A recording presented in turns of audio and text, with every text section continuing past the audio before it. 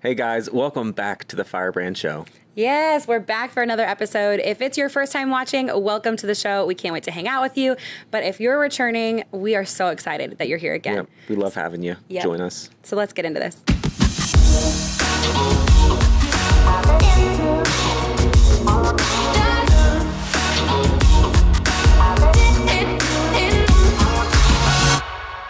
Today, we are really excited to dive in. We have a special guest for you, and we are going to talk about missions. And it's not just missions overseas. It is missions where you are and your call and your commission, the Great Commission in the Bible, to just make disciples, bring food to the poor, love on those around you, and be the feet of Jesus wherever you go. So we're going to get started.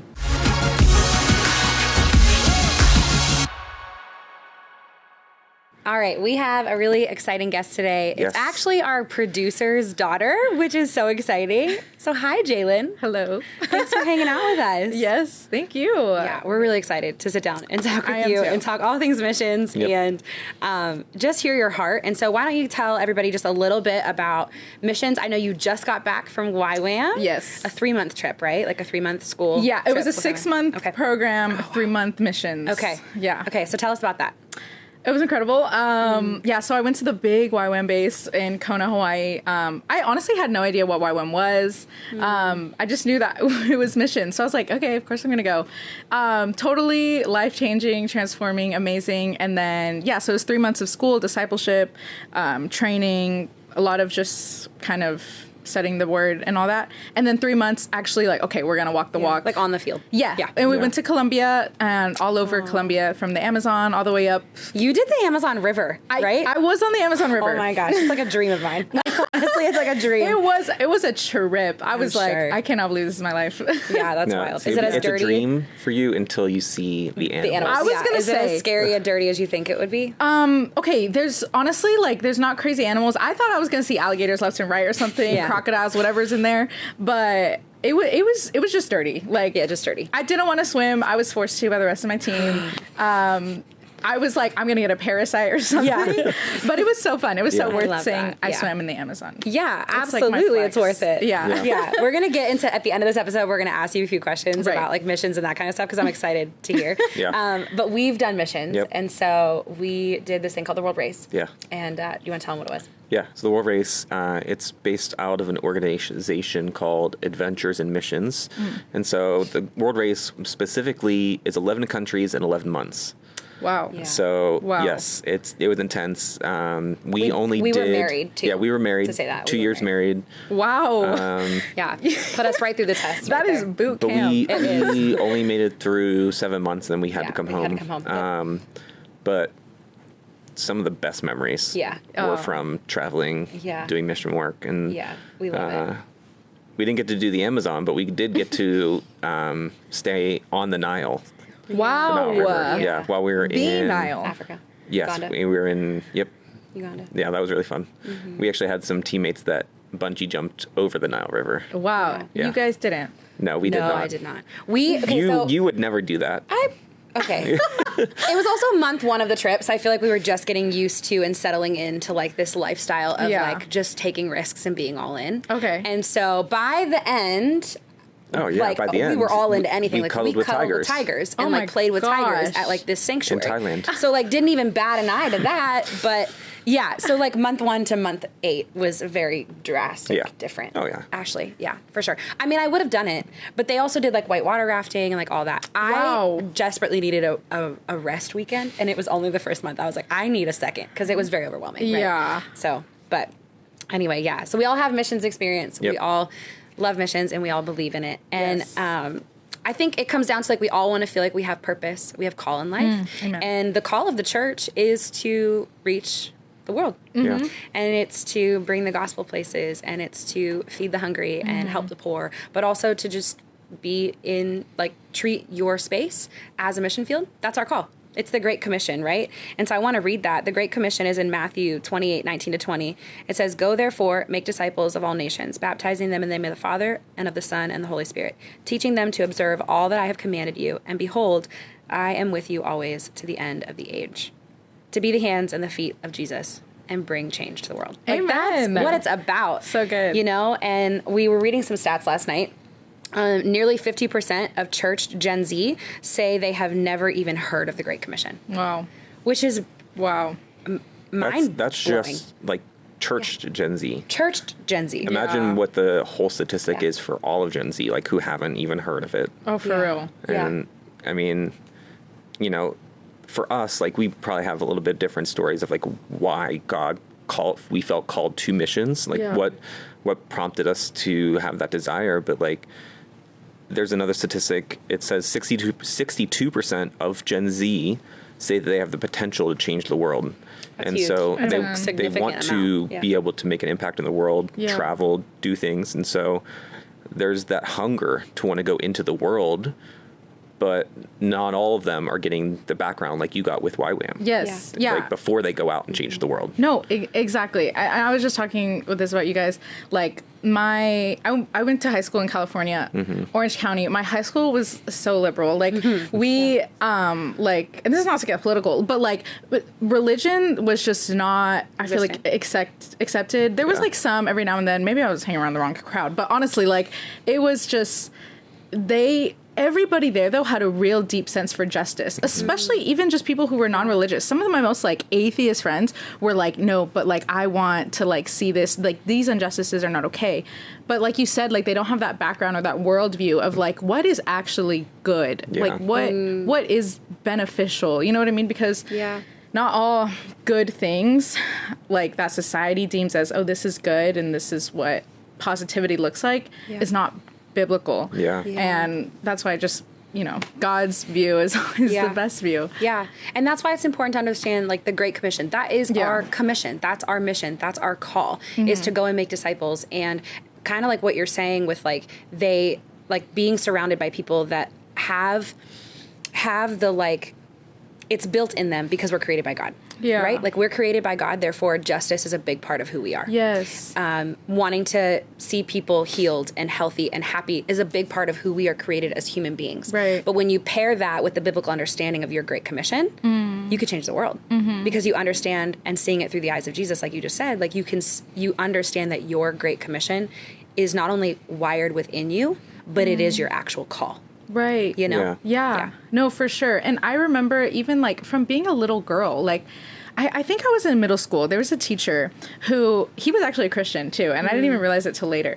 But it was like a leadership class or whatever. And I remember he just asked all of us, like, on a piece of paper, just real questions about the real world that most of us had never been asked. And I remember the last question was like, what do you hope to, like, leave in the world? Like, how do you want to change the world, right? And I just remember I was like, whoa, like, this is like, it was like the question to my soul. Like, something in me woke up and I was like, oh my gosh, I can have impact. And it takes people like teachers like that who are pouring in to students to open their eyes to, like, hey, you actually are capable of doing those things deep inside you that maybe people didn't even say was possible.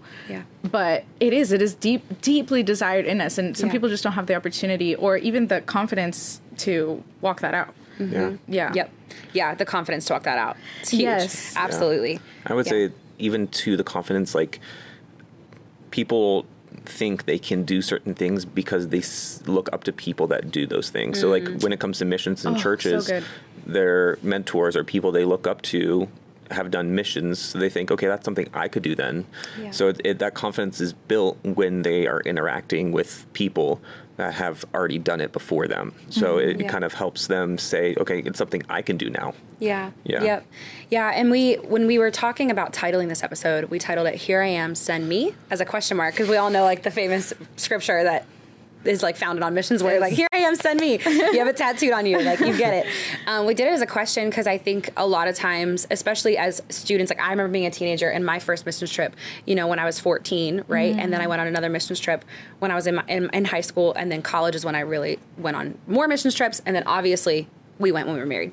But this concept of here I am, send me, and, like, sitting there thinking, like, send me? Like, where are you going to send me? I'm a teenager. Maybe you're in a home where your family doesn't believe in Jesus, and so you're like, where's God going to send me? Or I don't feel called to go live overseas somewhere, so what does sending me look like? And the question of send me, like, He can send you where your feet are. Yes. Right? And one of my favorite verses is Romans 10:14-15. And it says, how then can they call on the one they have not believed in? And how can they believe in the one who they have not heard? And how can they hear without someone telling them? And how can anyone preach unless they are sent? How beautiful are the feet of those who bring the gospel. And it doesn't say how beautiful are the feet of those that carry the gospel to Africa. It doesn't like give you a location. It's just how beautiful are the feet of those that carry the gospel. And so here I am, send me, is that statement, like the response to that question is God will send you where your feet are. Yes. He will great commission you where your feet are, where your feet are planted. And that is your missions work. And yes, if you're called to go overseas, God will open the doors and you'll go overseas. Yeah. But if you're not faithful with where your feet are now, how can he trust you to go take his name to the nations? Yes. You know? Yeah. And I think that's the foundations of missions, is really living in sacrifice and obedience. Because sometimes going to Africa is maybe the more fun and desirable option of like, yeah, I want to go to Africa, take me. And the harder thing to do is to stay. Yeah. And I know plenty of people who were like, oh, bro, I'm going to go the hardest and darkest. And God was like, I want you to stay. Go back to your home church. Like, I know plenty of people who had that experience. Yeah. Because that's what it's about. It's not about getting your Instagram reel of like, hey, this is where I'm at right now. You know, like, look at God, give me blessings, whatever. It really is about God knows what we're capable of. God designed us, and God has purpose for us wherever he calls us to. Yeah. And that is real. Yeah. And we talked about this before we started recording. Like, it's a posture of your heart. Yes. Right? Like, God is going to use you based off the posture of your heart. And if the posture of your heart is to create a viral TikTok about your mission experience, that's not the right posture. You know? No, and I know we've talked about this. And my prayer is that missions never, ever becomes about making content. Yeah. You know? Yeah. But we live in a content creating world. We do. So it's valid to bring up in this conversation. Of course. But what you're saying about staying is so important. We all want to go. I mean, not even just like staying at your home church, staying in your home city, staying faithful to the family that is in your house, to the school that you're planted in. Staying faithful to your now is so important for your future. Yes. And God will use you both now and then. And it's okay to wait. And it's also okay to stay. And God will use that. So just stay. Just say. My mom was going to be like, okay, so you're not going? I already know her. Yeah, she's going to be like, so you're not leaving, right? Yeah, she's like, so you're going to stay. Julie, she's probably still going. I'm sorry. Sorry, Julie. Yeah. I want to say, like, I feel like there's a common misconception when people hear the word missions. And a lot of times they think, well, they have to feel called to go to a certain country, or that's what missions is, you to travel somewhere else. And, you know, you think and you look back at, you know, when the Bible was written, you know, Jesus' time, like he stayed within a specific area because of that's what his limitations were. They didn't have planes, they didn't have cars.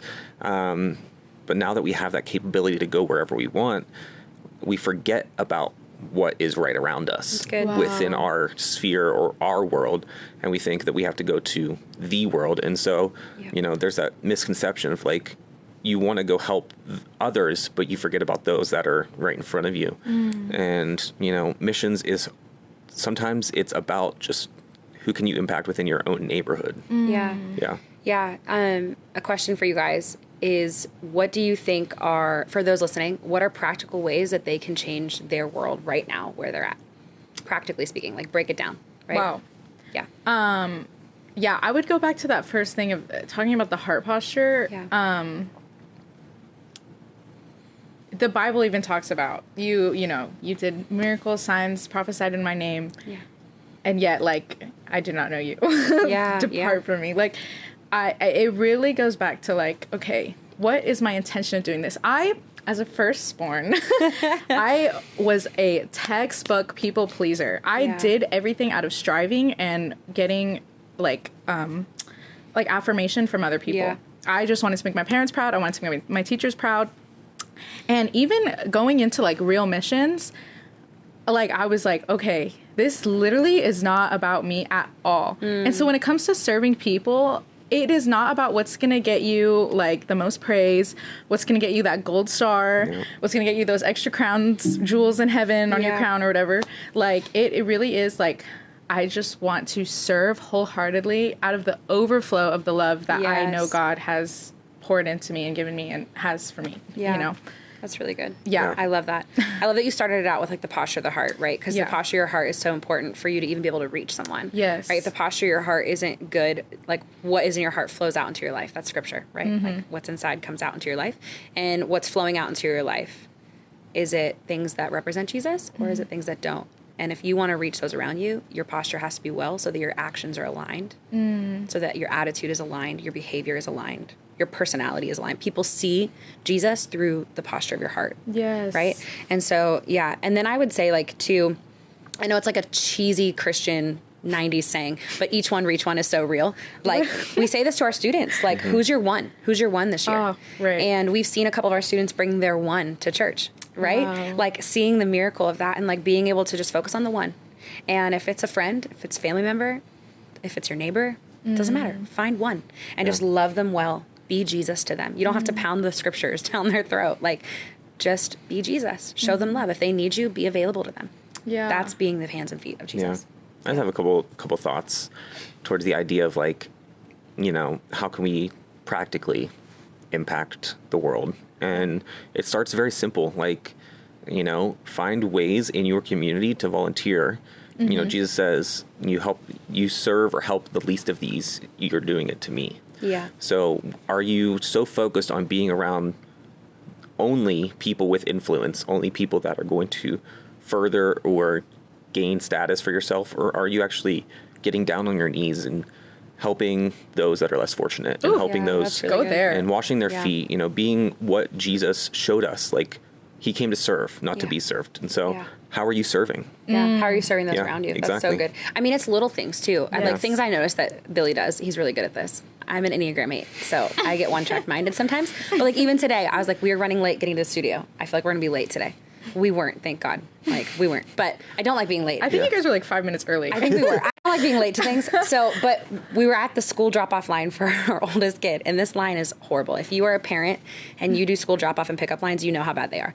But there was another car trying to come into the line to exit, and the line to exit was already really long. And I'm sitting here and I'm like, man, I wish he wouldn't let that person in front of us, but I know he's going to. And sure enough, he comes to a stop and he waves the person to come in front of us. I'm like, nah, that's seconds off our time. But it's serving people like that, being a kind human. Like our world just needs more good people and people that are kind, and I'm going to work on it. So thank you for being an example this morning. But like, I think it's just so we forget that. Yeah. We forget just serving and loving others is being Jesus. Yes. We don't need a platform to preach on.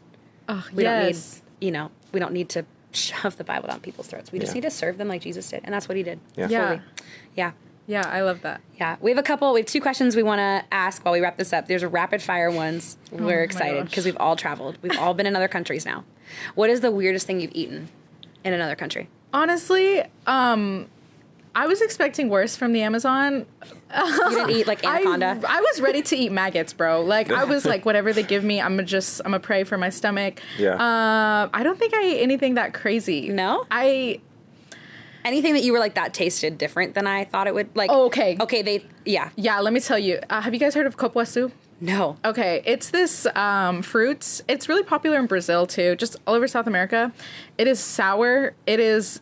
We had to like we took a big wheelbarrow of these things, cracked them open. We're like peeling the guts out, taking off the seeds. It was intense. I'm so sorry for the mic. But it was. We could not. It was disgusting. I could not drink it. Dang. I'm so sorry. It's a fruit? It's a fruit, and they would make this drink, and it was thick and sour. Yeah, I'm good. I'm good. Yeah, I'm good. I wasn't a fan. Okay. So Yeah. sorry. Yeah. Do you have one? I do. ahead. I ate tarantula in Thailand. Oh my gosh. Yeah, so when you're in Asian markets... Not live. Not live. It was not alive. Oh my gosh, no. I would not have picked that thing up. I wouldn't even went near it. But in Asian markets, it's famous to have like all these wild, weird foods. And so you have like tarantulas, scorpions, beetles, balut, which is duck embryo. I've heard about like that. all these things. And I was like, what's the easiest thing I could put down the hatch right now? Because we were all trying to do it.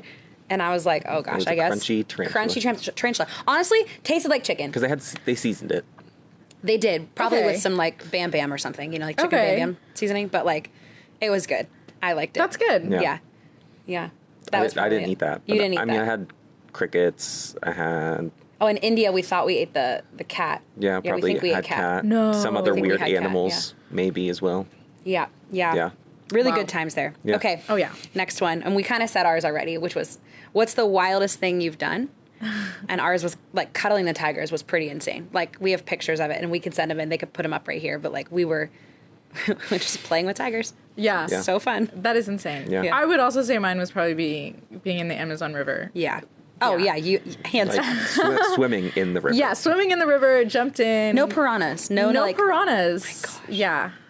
Yeah, thank the Lord. Yeah. I'm like heebie-jeebed out right now just listening to it.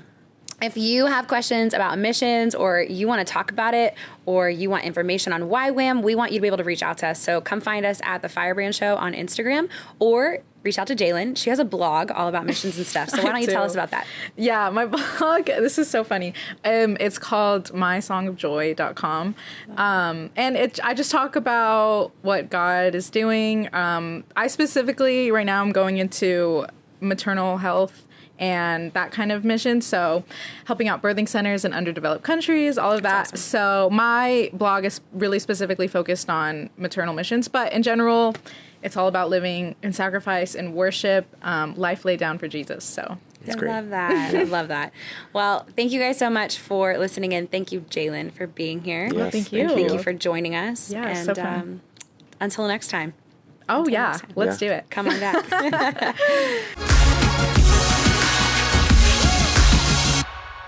That was such a great conversation about missions with Jaylin. We want to thank her so much for joining Yeah. us. But we want to have a little bit of fun now. Yes. So we're going to do, an old, it's not really old. No, but it's still trending. It's still trending, but it's a great game. It is, especially for the conversation on missions. When you're overseas with missions, language barriers are a real thing. Yeah. And sometimes you can't understand each other. Nope. Things get mistranslated. It's really fun and wild. So we thought we'd do the Whisper Challenge, Yes. which is our own version, I guess, of language barriers. Sure. Yeah? Yeah. Okay. All right. You're going to I'll start. start. She's got music on. gotta Well, turn not music yet. on. Can you hear me right now? Yeah, I haven't turned out the thing yet. Okay. Make Hold sure on. you Let me get Harry Styles turned up. turn off the outside noise so you can't hear anything. That's too. There we go. When she stops responding, that was that's when loud. I'll know that she can't hear me. So, That was pause. Hold. no, it's on the same side. Can you hear anything? Can you talk? Hello? Okay. So I could say anything right now and she wouldn't know what I'm saying. I will say this. No, I'm just kidding. All right, so we're going to get started. I have the first phrase that I'm going to say to Ashley, and she's going to guess what it is. So are you ready? I don't need to yell, but she's probably going to yell. All right, so the first one. You ready? Ready? Okay. All right, since I don't want her to read my lips yet. Since we talked about pumpkin season, I'm going to make this one very easy for her. So here we go. Pumpkin spice latte. Mommy is my daddy. Okay, I'm going to say it again. Pumpkin spice latte. Okay, I thought this would be easy. Slower. Pumpkin spice latte. Okay, what?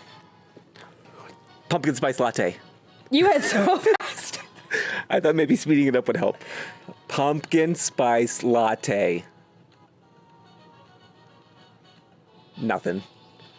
Nothing. Okay, So, wait again? take them off. Clearly, you're not even close. I don't I know was what you saying pumpkin spice latte. said. Oh my gosh. Not even close. Not even close. That was great. Not even close. Okay. All right. Your turn. Give me an easy one to start. Okay, ready? The word I'm saying is chocolate covered Oreos. Chocolate covered Oreos. It's so hard, isn't it? I think the music throws you off. Okay. Didn't hear anything you said, obviously. But it sounded like, it looked like you said something Johnny. So say it again so I can try. It's the fact that he's yelling. Okay. Okay. Chocolate covered Oreos. I got it now. Chocolate covered Oreos. This is so not fair. Yeah, you're right. Okay, got Johnny, from Johnny to chocolate covered Oreos. That's actually not that far off. No. All right, my turn. Johnny, chocolate. Okay. They're very similar. Okay. I'm going to make it a little harder. Okay. That first one. This one is a great one. You know, once I say it, you're going to start singing it. But let's see if she gets it. Is this the word? No. Oh. Who lives in a pineapple under the sea? That's easier? Who lives in a pineapple under the sea? Who lives in a pineapple under the sea? SpongeBob! That was it. Surprisingly, you did better on that one. I got it. Okay. I got it. Okay. All right, you got the next one? Yep. All right. Let me get my music on. This is a hard one since the last one was so easy for you. Okay, my sentence is, can you climb a tree because I am sure you cannot? Okay. Can you climb a tree because I'm sure you cannot? All right, are we saying a paragraph or what's going on here? All right, start over. Stop yelling. Start over. Okay. Can you climb a tree because I'm sure you cannot? I maybe got the first two words. Can you? Can you climb a tree because I'm sure you cannot? Slow down. Okay. Can you climb a tree because I'm sure you cannot? Can you stop screaming? No. No, that's me asking you. No. Okay, go ahead. Can you climb a tree because I'm sure you cannot? I have no idea. All I got is can you. Not even a guess? All right, one more time. Can you climb a tree because I'm sure you cannot? Can't. All right, I'll guess. Can't. Can you take me to Target? Yeah, you can. Can we go to Target? So what was it? Can you climb a tree because I'm sure you cannot? Yeah. Not No, close. that was too much. All right, I one more couldn't get it. over All right, here. last one. All right, here we go. Okay. The phrase is, my pet rock has a better social life than me. It's like a You ready? presidential speech? Yes. Okay. My pet rock has a better social life than me.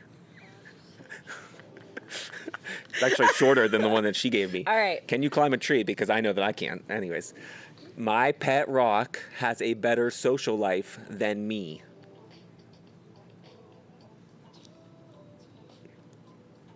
I met? No. Again, slower. My pet rock has a better social life than me. That was so slow. It's my pet rock has a better social life than me. Yeah? Yes. Yeah! I went too It's because slow. you slowed it down. Yeah, because I went too slow. Great job. I went too slow. You did. I basically But gave it I to also you. needed it. I get like, that's a hard challenge because you get so in, the music throws You hear the off. words that are, Yeah. My brain can't compute. Like, it shuts down. Like, I feel like I'm like, yeah, I don't know what you're saying because I'm so into my music. Great job. Thank you. You did a great You job. redeemed too. yourself after that first blunder. That was really bad. Yeah. Anyway, thank you guys for watching the show. Thanks for tuning in every single week and hanging out with us. We hope you've been enjoying it. We want to know from you, what do you want to hear in upcoming episodes? Yeah. What are questions that you're asking? What are questions you have about faith, about life, about Jesus, all the things? Tell us, DM us so that we Absolutely. can answer questions that you guys have. Yeah. Yeah. And that's at the Firebrand Show. Yeah. We'll see you guys next week.